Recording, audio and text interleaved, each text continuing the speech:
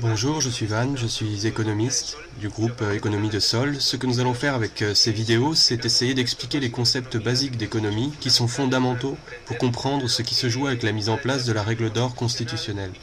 Nous pensons qu'il s'agit d'un enjeu de citoyenneté et qu'il est essentiel de la mettre en débat.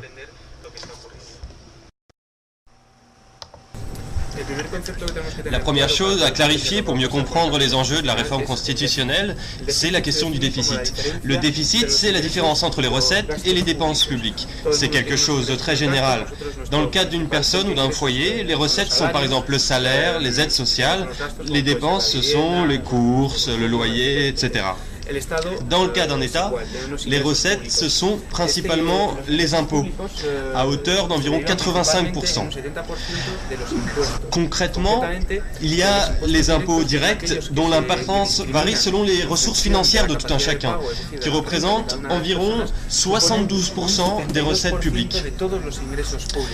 C'est très important d'avoir cela à l'esprit, car ce qui s'est passé au cours de ces dernières années, c'est que cette part directe n'a cessé de diminuer à travers des réductions des impôts sur les plus grandes fortunes, sur les sociétés notamment, et cela a eu pour conséquence de réduire l'ensemble des recettes publiques. Et cela est très important à avoir en tête pour comprendre d'où vient le déficit. Autre aspect important, les impôts indirects. Les impôts indirects ne varient pas en fonction des ressources financières des contribuables. Nous payons tous de manière relativement équivalente. Que vous soyez millionnaire ou titulaire du RSA, vous paierez toujours le même pourcentage de TVA. Ces impôts représentent 14% des recettes publiques.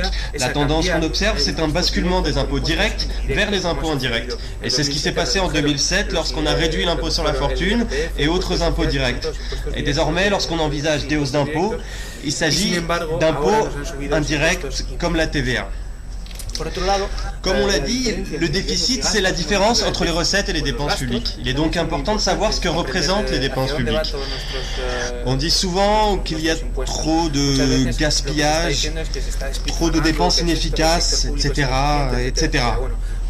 Il faut bien voir que 70% des dépenses publiques sont des dépenses dites sociales. Il s'agit de dépenses pour les retraites, pour les services publics, la santé, l'éducation, les allocations sociales. Il faut bien voir que la majeure partie de nos impôts servent à ces dépenses, que certains pointent du doigt en les présentant comme étant du gaspillage ou comme étant inefficaces. Autrement dit, les impôts soutiennent cet état social que certains voudraient voir disparaître. Comme nous l'avons expliqué, le déficit, c'est la différence entre les recettes et les dépenses publiques. Encore une fois, pour mieux comprendre les enjeux de la réforme constitutionnelle, il faut s'intéresser aux différentes dynamiques à l'origine de la baisse ou de la hausse du déficit. Certains sont automatiques. Ils interviennent de manière quasi mécanique, sans intervention des gouvernements. Prenons le cas des recettes. En cas de récession, comme c'est le cas aujourd'hui, le chômage augmente, les gens paient moins d'impôts et ainsi les recettes publiques chutent. Autrement dit, ceci diminue. En effet, il s'agit principalement des recettes des impôts directs, qui en représentent la part la plus importante. En ce qui concerne les dépenses, il en va de même. Encore une fois, cela a à voir avec le chômage. Mais encore, lorsque le niveau de croissance est faible, comme maintenant, le nombre de titulaires des allocations sociales augmente et les dépenses publiques augmentent de même. Ce qui s'est passé par ailleurs, comme on l'a vu, c'est que les recettes publiques qui proviennent principalement des impôts ont diminué à cause des réductions successives d'impôts, principalement des impôts directs. Voici donc pourquoi, en temps de récession, le déficit augmente de manière quasi mécanique. Et c'est un élément important à prendre en compte. Il existe plusieurs manières de financer le déficit public. La première consiste à faire appel à la Banque centrale. Dans ce schéma, les titres de dette émis par le gouvernement sont achetés directement par la Banque centrale. Le problème, c'est que nous ne disposons plus de cette arme, car c'est désormais la Banque centrale européenne qui est en charge de la politique monétaire. Celle-ci exclut de prêter aux États. Autrement dit, cette possibilité, nous ne l'avons plus. La seconde manière de financer ce déficit, c'est de lever des impôts. Mais comme nous l'avons vu, les gouvernements ont renoncé à financer le déficit via les recettes. Au contraire, ils ont réduit les impôts sur la fortune, les impôts progressifs, enfin, tous les impôts qui se focalisaient principalement sur les contribuables les plus riches. Autrement dit, cette possibilité, nous ne l'avons plus non plus. La seule possibilité qui nous reste, c'est donc le financement par la dette. C'est pourquoi la dette publique est en constante augmentation, même si le principal problème en Espagne reste la dette privée. On observe ainsi le paradoxe suivant. En excluant de fait les autres possibilités de financement, les gouvernements sont amenés à contracter une dette croissante, qui est par la suite montrée du doigt pour justifier la mise en place de plans d'austérité. Le déficit public se compose de deux parties.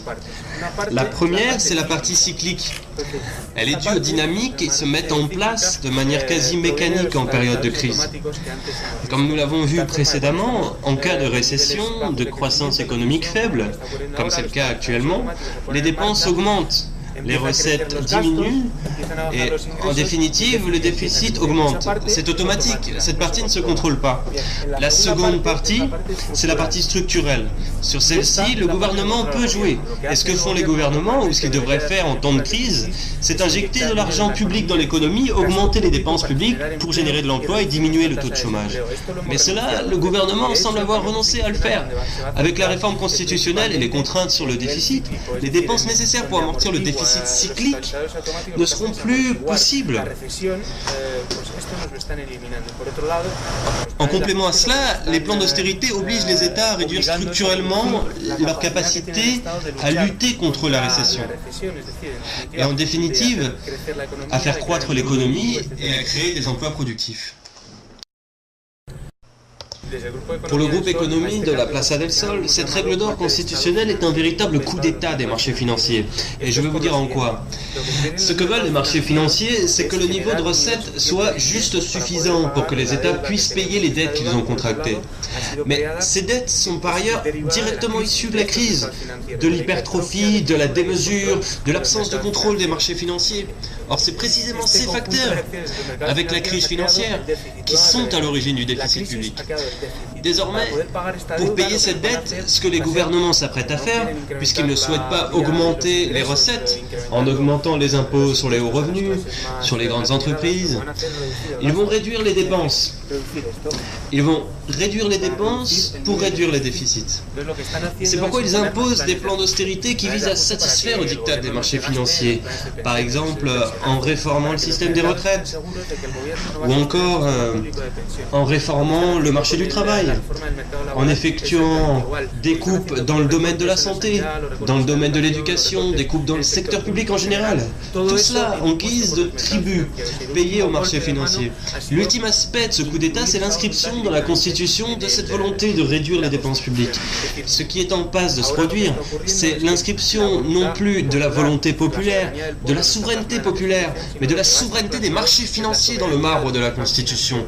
Et c'est la raison pour laquelle nous l'avons appelé coup d'État des marchés financiers. Il est important de bien voir que tout ce qui est en train d'arriver n'arrive pas par hasard. Il s'agit de l'aboutissement d'une trajectoire d'imposition du néolibéralisme qui s'est accélérée après la crise. Concrètement, dans le pacte pour l'euro, il était déjà écrit qu'il était nécessaire d'effectuer des modifications dans les législations nationales afin de réaliser des diminutions de dépenses publiques, là encore, pour pouvoir payer la dette des marchés financiers, ceux-là même qui sont responsables de la crise.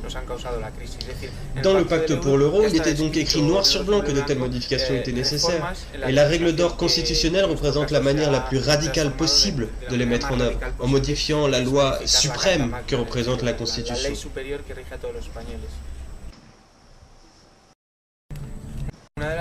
La conséquence la plus radicale que nous souhaitons mettre en avant, c'est que cette réforme constitutionnalise une idéologie de manière concrète. Cette idéologie néolibérale consiste à donner toujours plus de pouvoir aux marchés financiers. On a vu que cette volonté de modification constitutionnelle résultait moins de la volonté populaire que de celle des marchés financiers. Ce qu'ils sont en train d'introduire, c'est plus de pouvoir pour les marchés financiers et toujours moins pour les citoyens.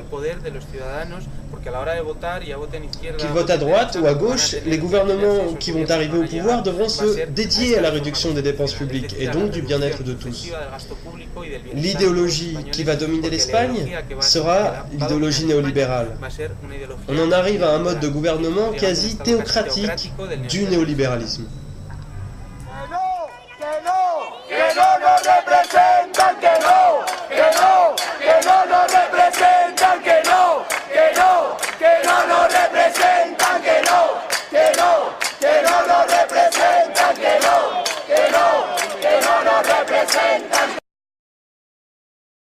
diminuer à travers des réductions des impôts sur les plus grandes fortunes, sur les sociétés notamment, et cela a eu pour conséquence de réduire l'ensemble des recettes publiques.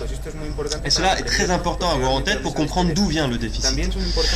Autre aspect important, les impôts indirects. Les impôts indirects, concrètement, il y a les impôts directs dont l'importance varie selon les ressources financières de tout un chacun, qui représentent environ 72% des recettes publiques. C'est très important d'avoir cela à l'esprit, car ce qui s'est passé au cours de ces dernières années, c'est que cette part directe n'a cessé de... Hors constitutionnel. Nous pensons qu'il s'agit d'un enjeu de citoyenneté et qu'il est essentiel de la mettre en débat.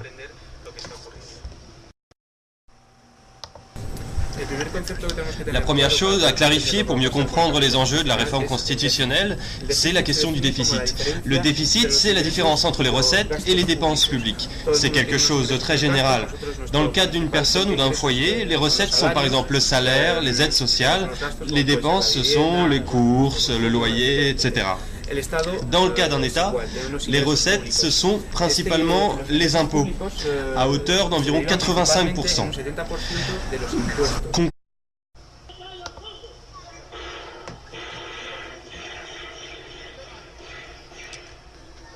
Bonjour, je suis Van, je suis économiste du groupe Économie de Sol. Ce que nous allons faire avec ces vidéos, c'est essayer d'expliquer les concepts basiques d'économie qui sont fondamentaux pour comprendre ce qui se joue avec la mise en place de la règle d'or.